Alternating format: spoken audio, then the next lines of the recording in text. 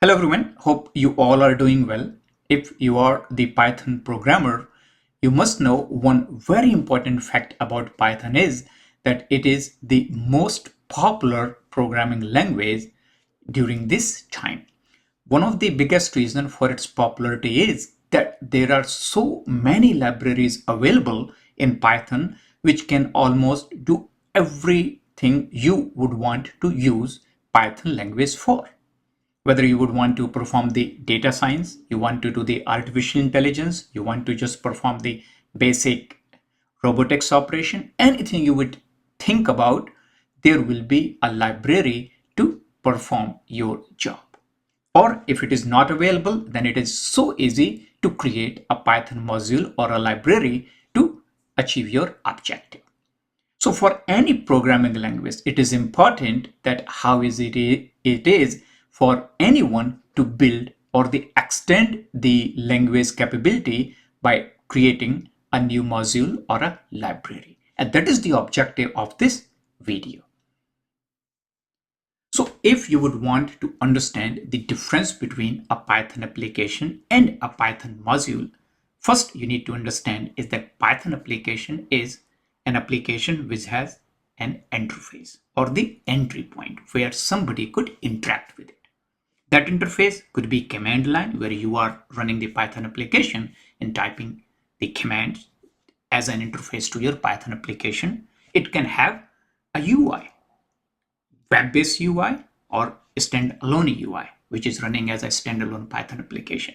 So these are the various ways a Python application interact with its targeted user. However, the Python library or the module is not like that. It is just a piece of code which is packaged and made available for you so that you can utilize it in your Python application and extend it, make it more useful. For example, if you are using the Pandas Python library, it means you have data which is available in the rows and column format. So using the Python Pandas library, you can perform various data set specific functions or the applications on it. If you have data which is available in the matrix format, then you could use the NumPy library.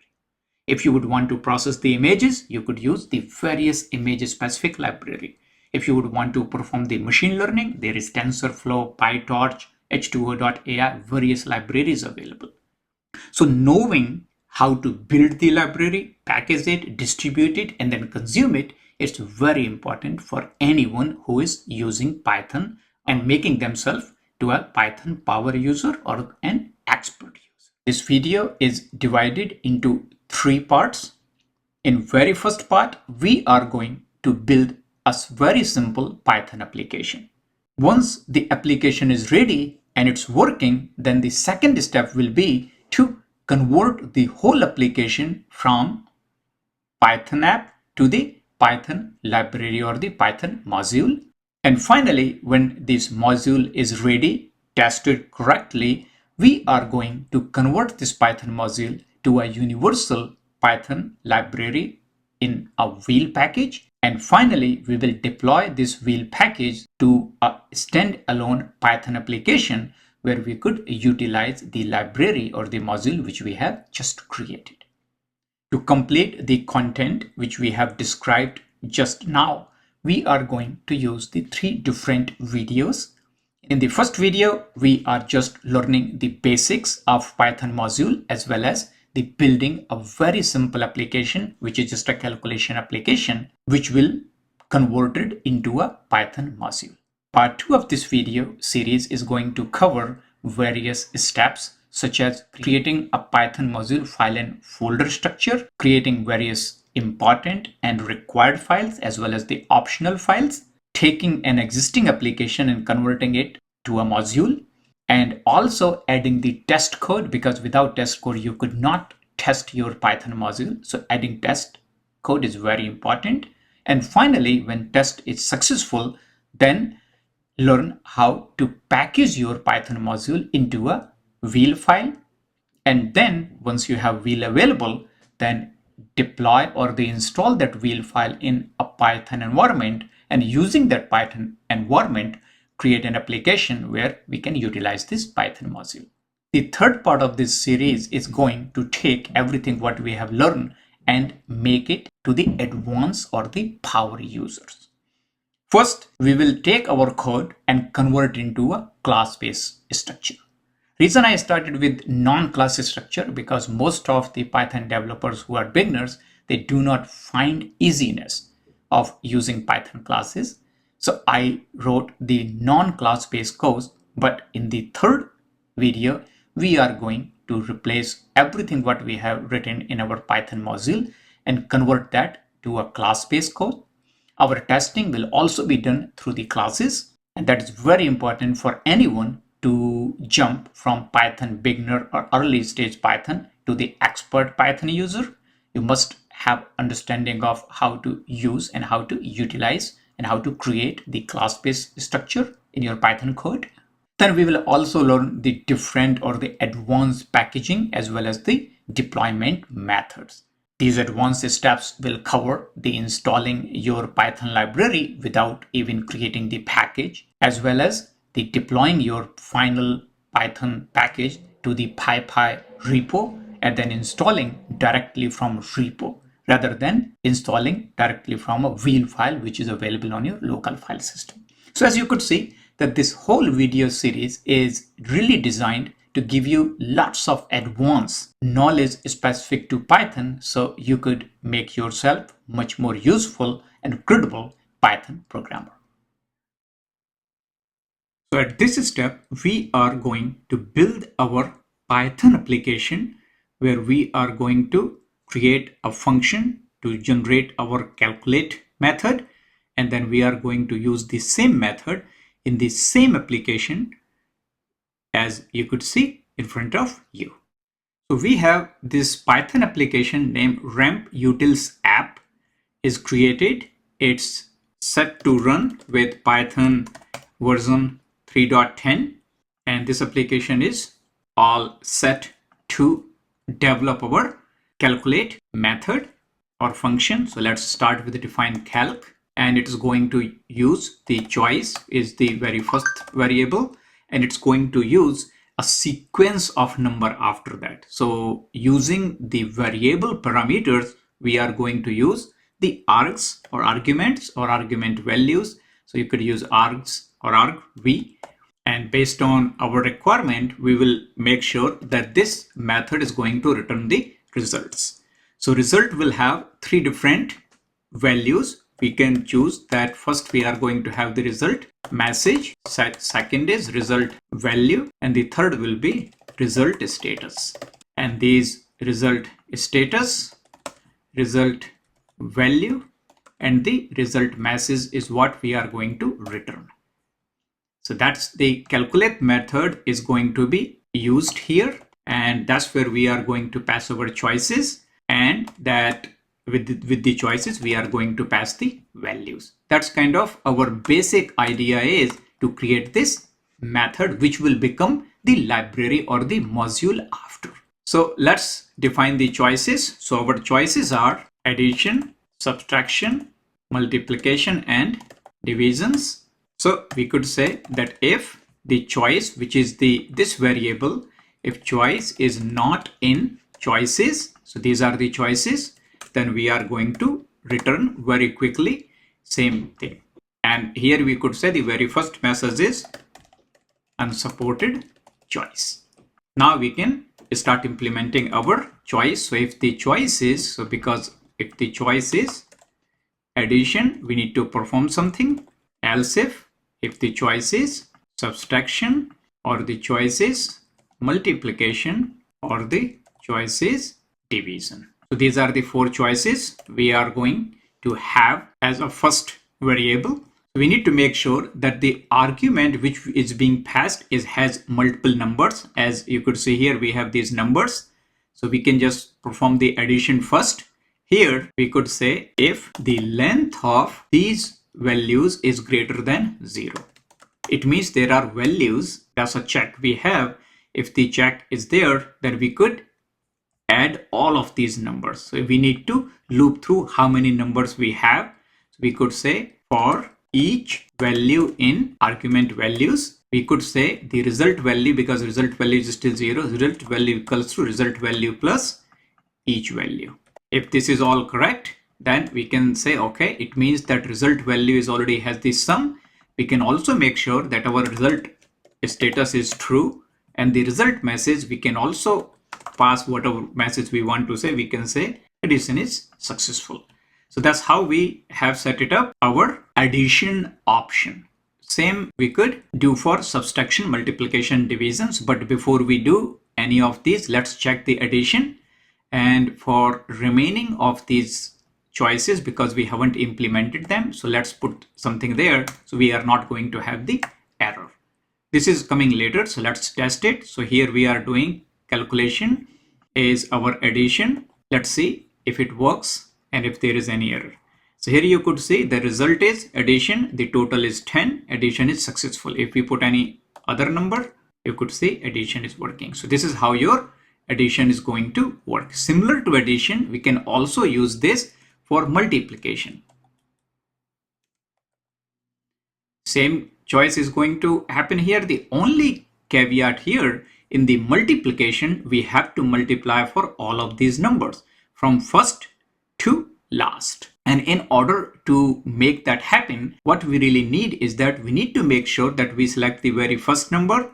So we could say the algorithm, the result value is going to be the argument from very first value, because we need to take first value and then take the first value and then multiply by second, third, fourth to the nth. So in this scenario, we have to look a little tricky solution, because if we use for loop, we are always going to get from very first value.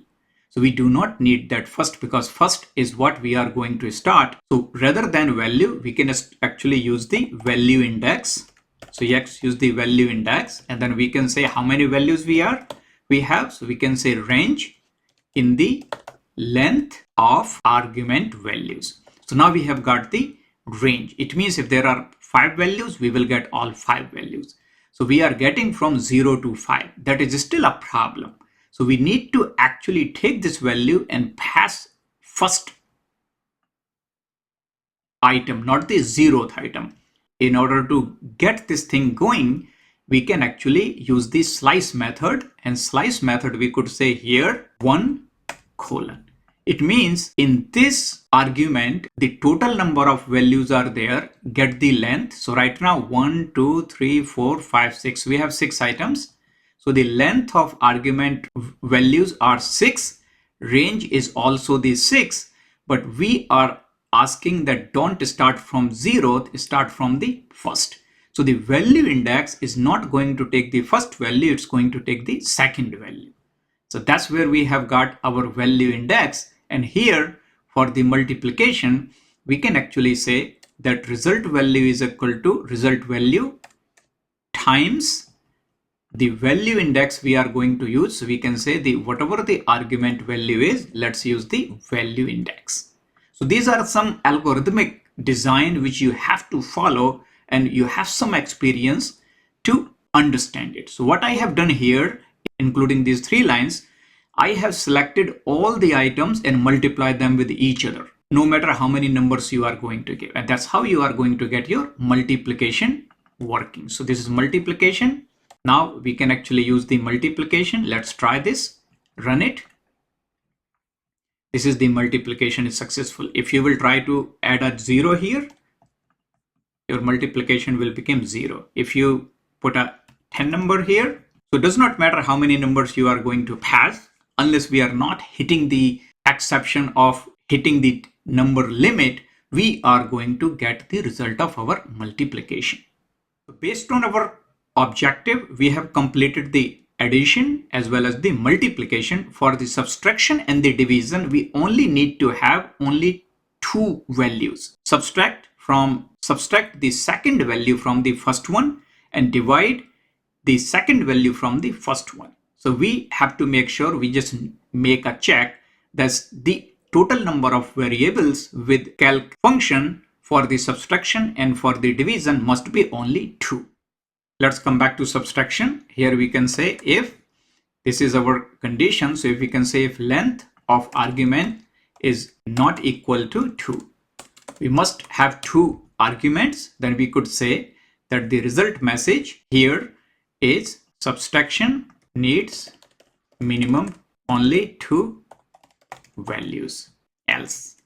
So that's our subtraction requirement. Similar to this, that is our division requirement as well. And now we could say if these are the 2 values, then we could say that the result value will be the 0 minus 1. That will be your result value, and result status will be true, and we could say the subtraction is also successful. So that's how your subtraction is added. Let's run the subtraction. This is our subtraction. Run it. Let's say that subtraction need only 2 values. We have a lot here, so let's remove all of these. Run the subtraction. Is working. If you make even the second value bigger, you can get an idea that how this subtraction is going to work. Now we can apply the similar logic between the division. So we could say division is here, only difference is here it will be division, and that's how division is going to work. Let's run it and just call it division. Let's use 10 first. Division is working. You can have a larger number, so you can get an idea that our division is working. But there is one problem which we could also consider. What if the value is 0? You have got exception division by 0. So we can also protect that, and we could say that if the argument 1 is equal to 0, then we should not perform it. So we could say message here will be the 0 value. If that's the case, then we can actually use it, else we will perform it. It means that division by 0 will also be protected here. Now we run our code. It says the division is not possible by 0 value. So we have also protected it. So that's pretty much covers the all 4 methods implementation in our calculate function. One thing we can also fix just for the sake of completeness and the correctness is that what if we will use the value such as a, because we are not actually sending a number value. Let's see what happens. Here you see unsupported operand. Even if we try to say, let's try to do the multiplication 1, it should also going to generate the wrong result, because this is not what we are expecting. Here we are multiplying these value and generating that many characters of a. It means this is not expected. So we could also validate that all the values which we are passing, they must be numeric.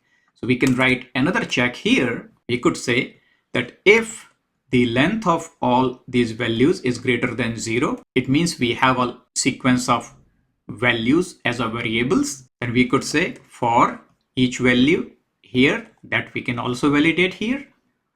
And finally, we can also check that the type of each value. So we could say the type of each value dot underscore name underscore. So that will tell whether it's a string variable or it's a numeric variable or whatever is it, that we can say in. So we can create a condition that if this value is whether it's integer or whether it's a float.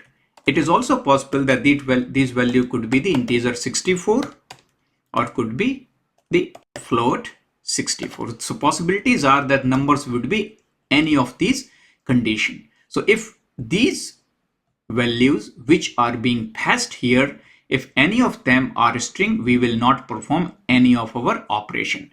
So we could say that all the values which we have, they all are actually correct. Okay, all values are correct. We are starting, and if any of the value is which is not correct, it means this condition is false. So we could say this value became false.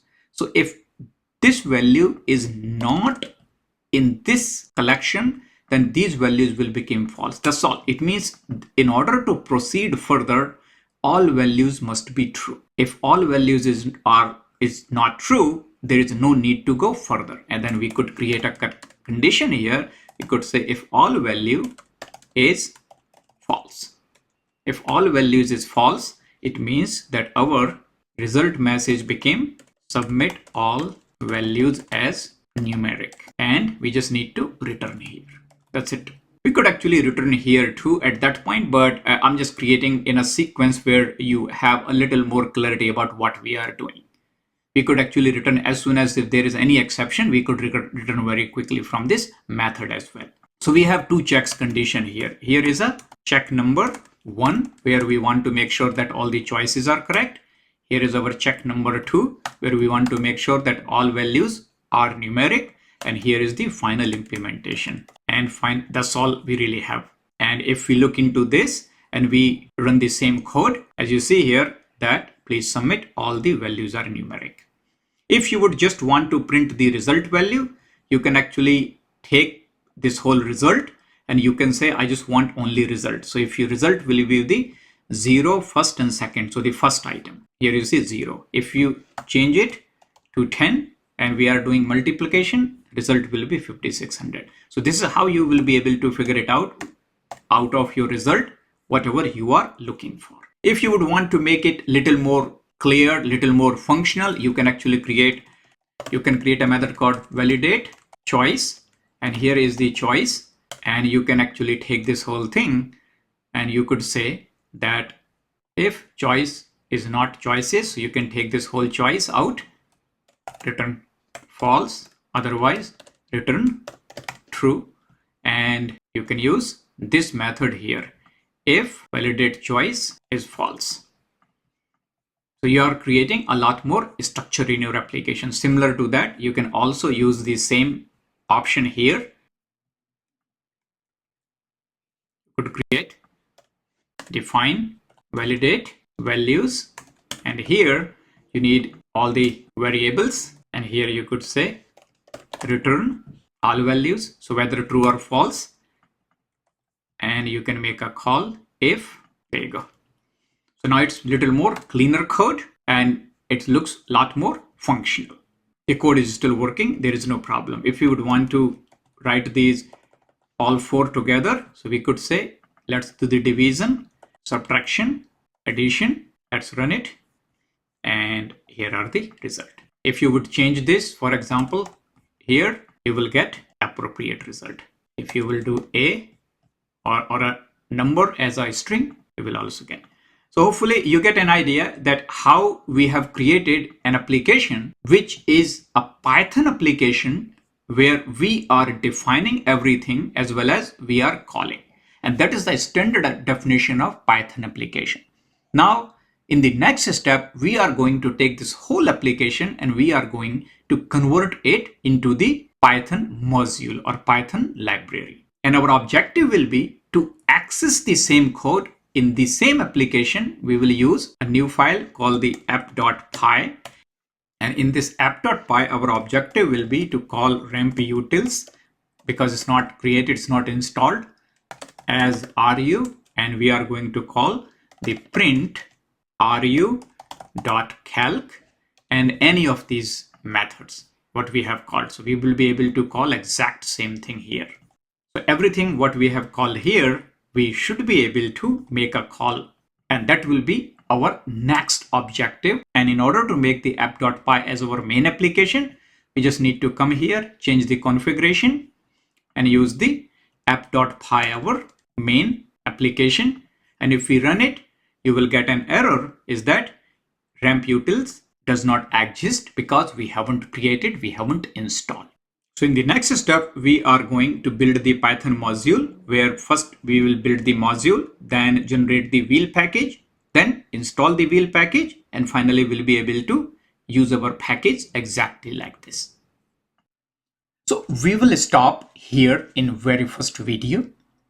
In the second video, we will take whatever we have done and we will build our Python library based on the application which we have just created. So thank you so much for your time, and I'm looking forward to seeing you in the next video.